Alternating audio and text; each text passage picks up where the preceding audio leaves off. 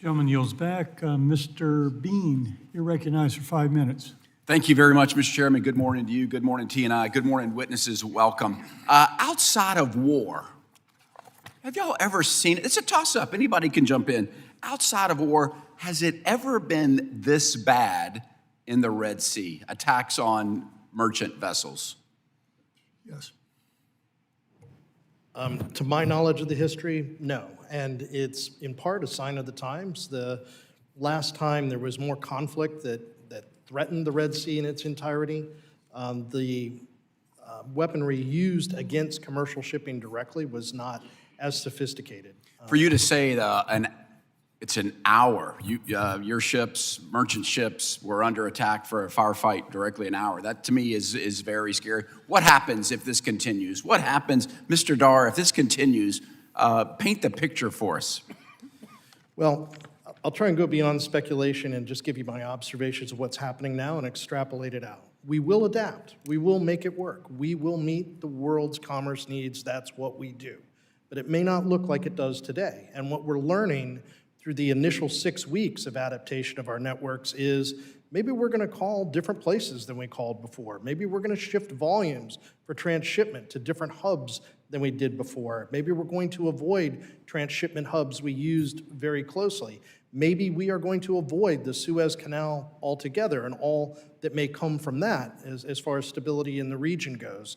All of those things are possible. I can't paint exactly the picture, but Gotcha. I can assure you we'll meet the need, but it will be more expensive. There will be costs associated with that. 10-4. Dr. Ralby, is it just American and ally ships? Are they attacking Iranian ships? Are they attacking Chinese ships? They, as I said, are quite erratic. So they're attacking everybody at the moment. They're trying to target US and UK and Israeli-affiliated ships, but as I said before, they don't really care. They nearly hit a Russian cargo. They've done a couple of things that show that they are just not all that precise. They're imitating what has been, to your earlier question, a fairly consistent Iranian approach of what we've often termed hybrid aggression when a state actor does it, but this is just a non-state actor engaging in terrorist activity. And so they're using these attacks to send messages, and they don't really care who they hit or what vessel might be affected. Have we seen other countries like China, have they responded? Or other countries saying, enough of this, we're not going to put up with it? Everybody's hurting, let's put it that way. No shipping, no shopping. You do not have free flow of maritime commerce. Everyone on Earth hurts, whether you're on the coast or thousands of miles inland. The problem is that a lot of the states are keeping quiet while we've been willing to go out in the front and try things out. And so China has been ominously quiet on this front, and my guess is that they are looking for ways to do what I was saying before. They have equities in this that are really important to understand. In 2023, China brokered a rapprochement between Saudi Arabia and Iran. Part of that deal was for the Iranians to stop arming the Houthis.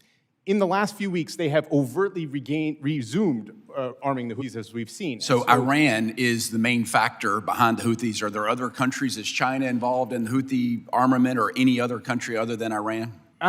The armament flow goes through a number of countries, and the illicit traffic of arms has been well ingrained so that they have different directional flows that allow them to gain weapons. China has been involved, Iran has been involved, I'm sure Russia has been involved. There are a lot of countries that have been involved in the illicit flow of arms for years. And some of that has gone through Somalia, through Djibouti, and into Yemen.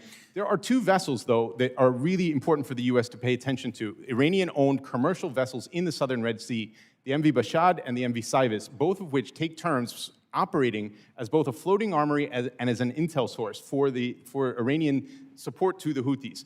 Those vessels should be very much on our focus of how we would want to retaliate, and thus far they're not. They're given a hall pass. 20 years ago, whenever it was, I know we had Somali pirates was an issue. That's kind of gone away. Is it true because we finally said enough about this and we started using force? Is that what ended Somali pirates, that type of interaction? Mr. Heidel, you say yes. You're nodding yes. Jump in. Mr. Heidel, is that force? Is that our option here? Well, if you're trying to equate the two, I think there's the politics are different, at least from my viewpoint. Somali pirates were just a band of thugs that found But themselves. force, you say force, Force. and my time is about to run out. Force is what they deal with, and that's the language they speak. And it bears, Dr. Ralby, this has nothing to do with Israel. Is that correct? That was your testimony. Nothing to do with Israel. They're just using that as the guise. Is that correct? It was a convenient narrative, and for them, the profit margin is not the motivation as it was for Somali pirates. So the risk-reward calculus for them is very, very different. That's why they are a much more difficult threat. Thank you very much, Mr. Chairman. I yield back. Thank you. Gentleman yields back.